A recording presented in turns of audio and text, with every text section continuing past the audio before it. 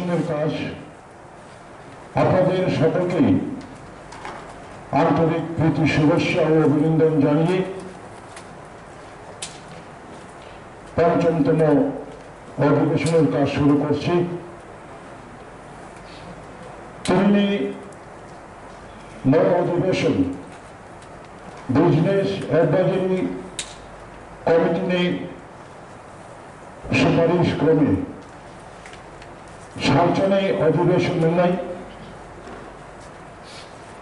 এবং চীনে পৌরাণী তিনি সমন্বিতান প্রশ্ন উত্তর পর্ব আম সদস্যরা নিপুষ্কানো পুরানো তিনি আমাদের আজকে নির্ধারিত সকাল 11টার সময় অধিবেশন শুরুর কথা। আমরা নির্ধারিত সময়ের 5 মিনিট পরে অনিবার্য কারণবশত আমাদের অধিবেশন শুরু করতে হয়েছে। মাননীয় সদস্যবৃন্দদের বিশেষ আবেদনে আসাম আগরতলা জাতীয় সড়ক রানীরবাজার এবং মোহনপুরে ট্রাফিক জ্যামের কারণে মাননীয় সদস্যরা একটু দেরিতে অধিবেশনে আসতে পারবেন বলে আমাকে টেলিফোনে জানানোর পরে আমি মাননীয় সদস্যদের আবেদন রেখেছি এবং একটা বিশেষ ঘোষণা হচ্ছে, গত 6 সেপ্টেম্বর ত্রিপুরামথার মাননীয় প্রেসিডেন্ট বিজয় কুমার রামখল কাউন্সিলের চেয়ারম্যানের নিকট একটি আবেদনপত্র দিয়েছিলেন। প্রাক্তন স্বশাসিত জেলা পরিষদের বিরোধী দলের নেতা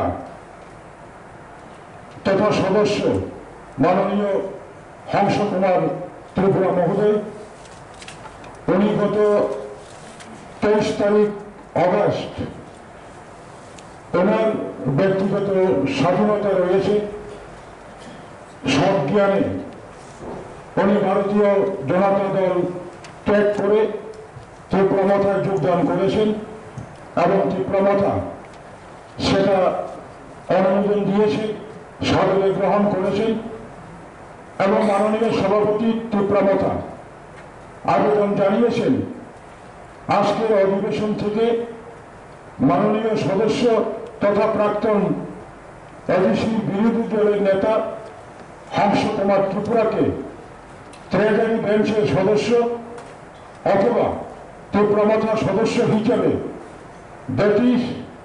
এডিসির মোট 28টি আসনে নির্বাচন হয়। তার মধ্যে 28টি আসনের মধ্যে এখন কাউন্সিলে ত্রিপুরামথার এডিসি সদস্য 19 জন হবে এবং আমি কাউন্সিলের সভাপতি হিসাবে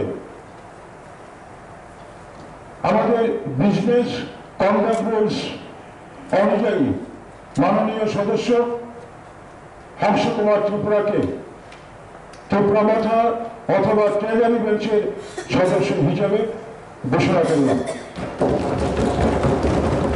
আমাদের প্রশ্ন উত্তর পর্ব শুরুর আগে আরেকটি বিশেষ ঘোষণা করছি। অর্থ 12 তারিখ সেপ্টেম্বর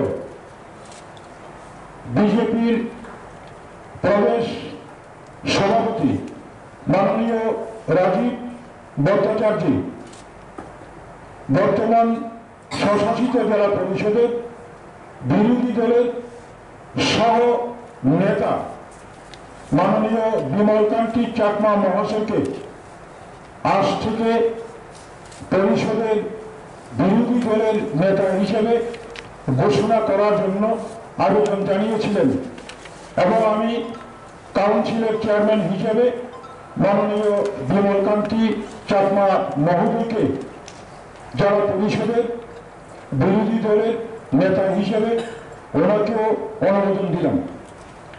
সুতরাং মাননীয় সদস্যবৃন্দ, আজকের প্রথম প্রশ্নকর্তা হিসেবে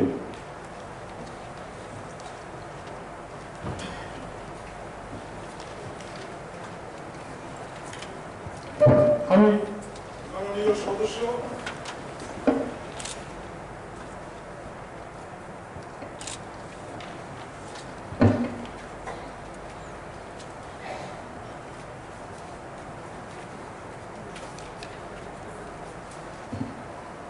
সঞ্জিত রিয়ান মহোদয়কে ওনার অ্যাডমিটেড কোয়েশ্চেন নাম্বার উল্লেখ করার জন্য অনুরোধ করছি।